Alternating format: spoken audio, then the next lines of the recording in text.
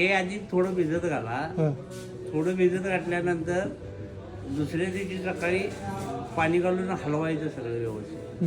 Paste करायचं आणि तो सुदर्शन परलाय का नाही तो थोडा टाकायचा म्हणजे परत चमक वाटते त्याची.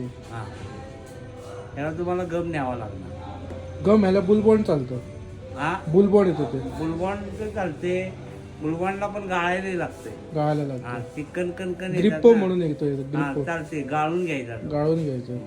नाहीतर मग कॅमलिनचं ते कॅमलिंगला जरासं पिवसट पडलं. पिवसट बनायचं. मग आपला गम आहे का नाही तो एकदम फ्रेश आहे. मी वाटले आता दाखव.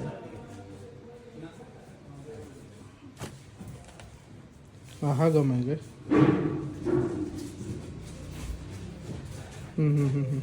हो सुदर्शन पार्लर. सुदर्शन परला थोडा टाकायचा. बरं हा गम घेऊन जातो मी. जाऊ घेऊन आणि थोडा पावडर पण हा तुम्ही ह्याला यूज केला ना या गणपतीला. हां हां हां त्यालाच होते.